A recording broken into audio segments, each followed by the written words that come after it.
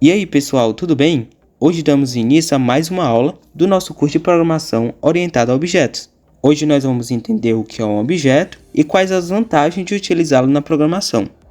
Mas antes de falar de objetos na programação orientada a objetos, vamos entender o que é um objeto na vida real. Primeiramente, gostaria que vocês dessem uma olhada ao seu redor e vejam quantos objetos vocês conseguem identificar. Depois de vocês terem feito isso, vocês podem perceber que, por exemplo, o celular que vocês estão usando agora, uma garrafa, uma xícara, uma cadeira, todos são objetos. Mas será que só coisas físicas podem ser objetos? Então vamos para a definição do que é um objeto na vida real. Então, gente, na vida real, a gente chama de objeto qualquer coisa material que possa ser percebido pelos sentidos. Então, por exemplo, um carro, uma caixa ou uma cadeira, eles são considerados objetos. Mas em programação, a gente vai um pouquinho além. Um objeto, ele pode ser também algo abstrato, como um compromisso, um aluno ou até uma venda. Tudo aquilo que tenha características, comportamentos e um estado atual. Então chegamos na definição de o que é um objeto na programação orientada a objetos, que é qualquer coisa que pode ser material ou abstrata e que pode ser percebida e que possui três elementos principais, que são eles: as características, que descrevem o que ele é, os comportamentos, que dizem o que ele faz, e o estado atual, que representa como ele está no momento. Então, pessoal, vamos a um exemplo na prática. Começando pelas características, elas podem ser chamadas também de atributos, e eles descrevem o que o objeto é. Então, por exemplo, este carro aqui. Este carro ele possui como características a cor, a marca, a velocidade, mas existem também outras características como a quantidade de rodas, se tem espelho ou não, e várias outras características que definem o que ele é. Então, essas informações são caracterizadas como atributos. Já os comportamentos, ou chamados de métodos, eles representam o que o objeto pode fazer, qual ação aquele determinado objeto pode realizar.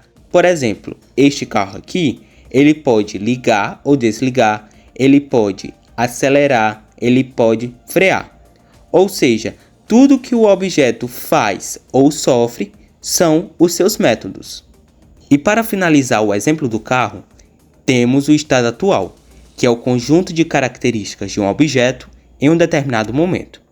Por exemplo, para este carro, eu defini como atributos a cor, a marca e a velocidade. Neste momento, nós vemos o carro da cor vermelha, da marca Porsche e da velocidade 0. Porém, pode existir outro carro em que eu irei criar da cor amarela, com a mesma marca e com a velocidade 10. Sendo assim, nós definimos a velocidade como 0. Se ele acelerar, o estado dele muda. Ou seja, o estado é sempre o retrato do momento em que aquele objeto está. Mas aí vocês podem me dizer, mas Ian, para eu criar um objeto na programação orientada a objetos, só basta eu criar? Não, pessoal. Antes de existir o objeto, alguém precisa planejar como ele vai ser. E esse planejamento é o que a gente chama de classe. A classe nada mais é do que um modelo ou um molde que define quais atributos e métodos os objetos daquele tipo irão ter. Esses atributos, como os vimos anteriormente, são as características daquele objeto, e os métodos são o quê? São os comportamentos daquele objeto. Então vamos montar mais um exemplo de classe juntos, pessoal. Vamos pensar numa classe chamada cadeira. Então nós vamos definir os seus atributos e posteriormente os métodos. A cadeira, ela tem diversos atributos, como material, cor, número de pernas, número de braços, se tem assento, encosto ou tamanho. Definimos agora os atributos daquela classe chamada cadeira. Então, a partir de agora, todo objeto que eu criar a partir dessa classe terão essas características. Agora vamos pensar nos métodos desta cadeira. quais são os comportamentos que essa cadeira terá. Dentre os comportamentos desta cadeira, nós podemos destacar: ela pode estar em pé ou não, ela pode estar movida ou não, ela pode estar quebrada ou não, ou ela pode estar deitada ou não. Após definirmos os métodos, nós finalizamos a estrutura da nossa classe chamada cadeira. A partir de agora, iremos criar as instâncias daquela classe ou os objetos, e cada objeto criado a partir dessa classe vai ter um estado próprio.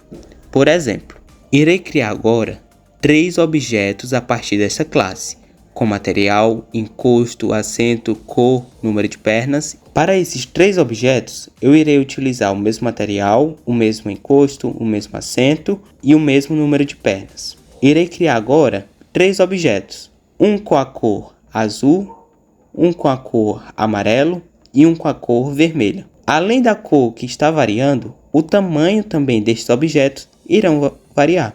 Dessa forma, os 3 objetos criados ficaram assim. Olha como é interessante a utilização de classe e objeto.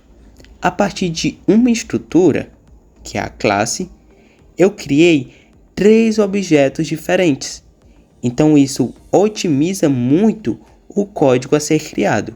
E agora entra o detalhe da programação orientada a objetos, que é justamente a utilização da classe para criar diferentes objetos. Olha a variedade de instâncias que eu criei a partir de uma classe, a partir de uma estrutura. São 6 cadeiras agora, com cores diferentes, com materiais diferentes. Umas têm encosto, outras não. Uma tem número de pernas diferente da outras. Olha a variabilidade que estes objetos têm a partir de uma mesma estrutura, chamada classe. É por isso que classe e objetos são bastante utilizados na programação. Então, pessoal, finalizamos a aula teórica de hoje. E aí nós entendemos o que é um objeto, o que é uma classe, os atributos e os métodos. A aula seguinte, ela será uma prática, utilizando a ferramenta P5.js, para passar o exemplo da cadeira que nós vimos hoje para o código. Obrigado por assistir até aqui e até a próxima aula.